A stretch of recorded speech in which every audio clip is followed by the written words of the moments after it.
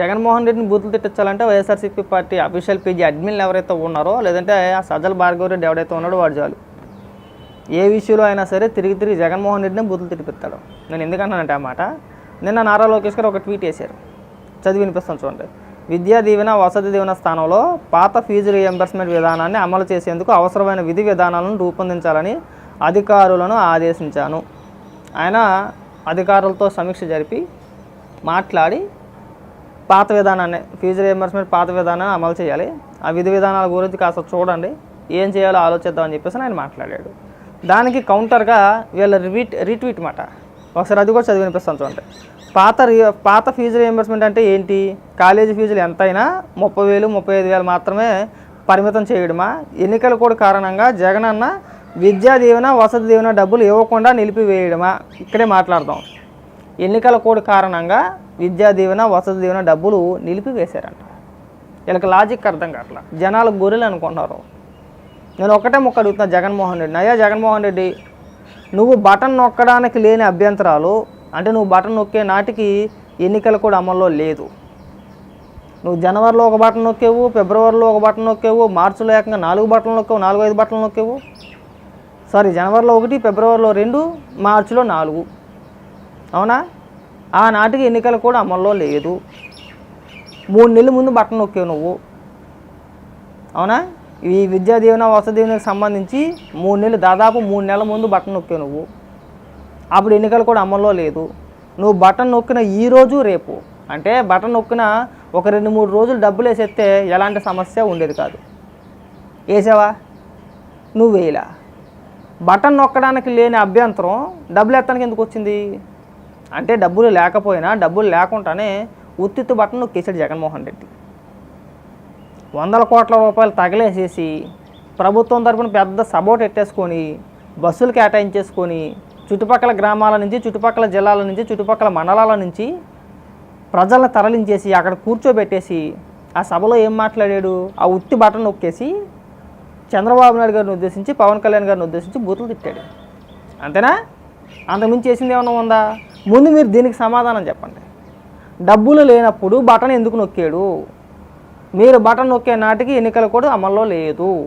మీరు ఆ రోజున డబ్బులు వేసేయచ్చు, ఎవ్వరు అభ్యంతరాలు తెలపలేదు. మీరు జనాలను గొర్రెలు చేసే ప్రయత్నాలు చేయమాకండి.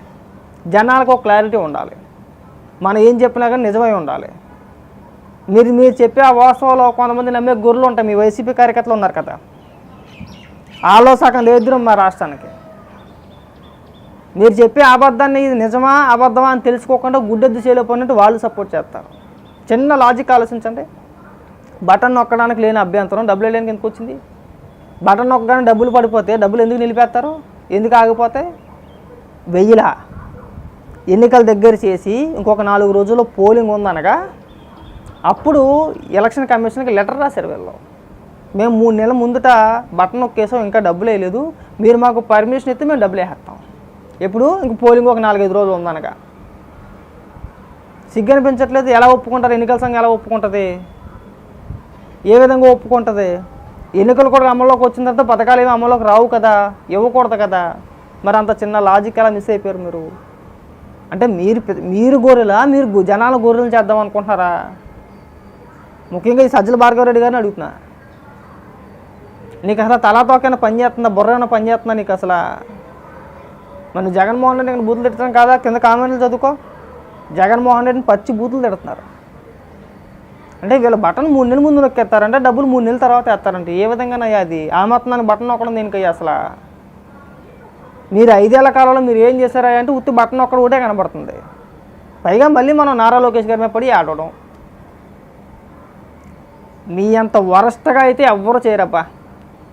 మీ గట్టిగా లెక్కెత్తే నారా లోకేష్ గారి పేరు తలచడానికి కూడా, పేరు చెప్పడానికి కూడా జగన్మోహన్ రెడ్డి సరిపోడు. ఏ విధంగా చేయాలనేది ఆయనకి తెలుసు, క్లియర్గా చెప్తాడు ఆయన. ఆయన మాట్లాడతాం, మీరేం తొందరపడి ఆవేశపడిపోవసరం లేదు. మీరు చేసిన నిర్వాహకాలు చాలు. ఇవాళ కూడా చదువుకున్న విద్యార్థులు ఎవరైతే ఉన్నారో, కాలేజీ స్టూడెంట్స్ ఎవరైతే ఉన్నారో, మీరు డబ్బులు ఇవ్వడం మానేశారు కదా, ఎగ్గొట్టేశారు కదా గత 2-3 సార్లుగా. లాస్ట్ టైం కూడా వేయలేనట్టుంది. మీరు తల్లిదండ్రుల అకౌంట్లో వేసేసని చెప్పి వేసేశారు కదా.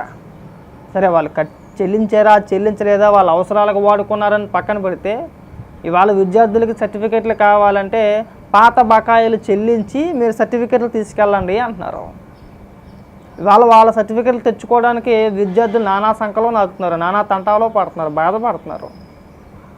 మీరు అదే విధానాన్ని అలాగే ఉంచి నువ్వు తల్లిదండ్రులకు కాకుండా యాజమాన్యానికి వేసుంటే కనుక బ్రహ్మాండంగా ఉండేది. ఇవాళ విద్యార్థులు అంత ఇబ్బంది పడేటోళ్ళు కాదు. వాళ్ళ చేతిలో సర్టిఫికెట్లు ఉండేవి. ఉద్యోగాలు ఎదుక్కునే వాళ్ళు ఉద్యోగాలు ఎదుక్కుందరేమో, వాళ్ళ ప్రయత్నాలు వాళ్ళు చేసుకుందరేమో కదా. నాశనం చేసింది నువ్వే కదా. విద్యా వ్యవస్థను పూర్తిగా నాశనం చేసేసి నువ్వు యాజమాన్యాలకి డబ్బులు చెల్లించుకుంటా తల్లిదండ్రుల అకౌంట్లో వేస్తాను, మీ అకౌంట్లో వేస్తానంటే ఆ సమయానికి ఆ సందర్భానికి వాళ్ళకి ఏ అత్యవసర పరిస్థితి ఉంటుందో ఎవరికి తెలియదు. ప్రతి ఒక్కరికి ఒక నమ్మకం ఉంటుందా, ఇంకా టైం ఉంది కదా మనం కడదాం ఏదో రకంగా కట్టేద్దాం అని చెప్పేసి వాడేసుకుని ఉండొచ్చు. వాడుకున్న వాళ్ళు కూడా ఉన్నారు వ్యక్తులు, నేను చూశాను కాబట్టి చెప్తున్నా. మరి మీరు ఏ విధంగా బ్లేమ్ చేస్తారయ్యా?